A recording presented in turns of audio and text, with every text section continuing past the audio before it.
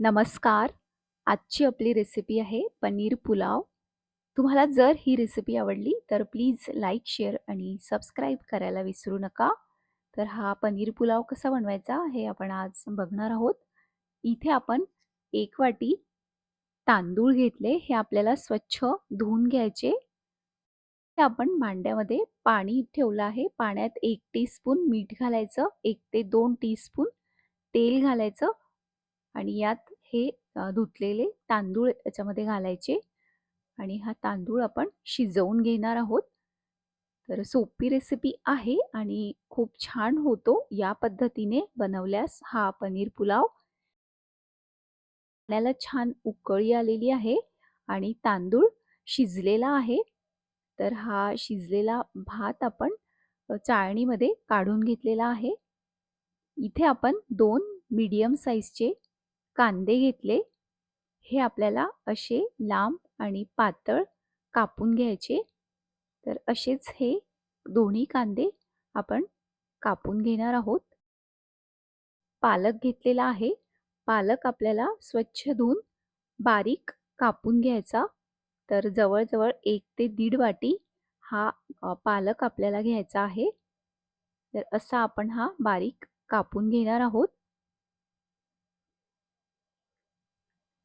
इथे पालक कापून झालेला आहे आणि आपण कोथिंबीर घेतली आहे. कोथिंबीर पण आपल्याला अशीच बारीक कापून घ्यायची आणि भरपूर कोथिंबीर आपल्याला त्याच्यामध्ये घालायची आहे. जवळ-जवळ अर्धी वाटी कोथिंबीर इथे आपण घेतलेली आहे.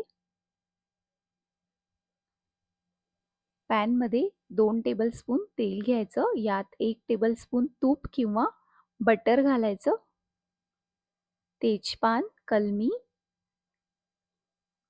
जिरं घातलं आहे 1 टीस्पून. कांदे घालायचे. कांदा थोडा झाला की यात बारीक कापलेली हिरवी मिरची घालायची. आलं लसूण पेस्ट घातली अर्धा टेबलस्पून. हे सगळं असं छान परतवून घ्यायचं. तर याच्या आधीही मी भरपूर रेसिपीजचे व्हिडिओज अपलोड केलेले आहेत. बघायला विसरू नका. पालक आपण याच्यामध्ये घातला आणि हा आपल्याला असं छान परतवून घ्यायचा. 1 ते 2 मिनिट हा पालक आपण याच्यामध्ये होऊ देणार आहोत. 200 ग्राम पनीर घेतलं.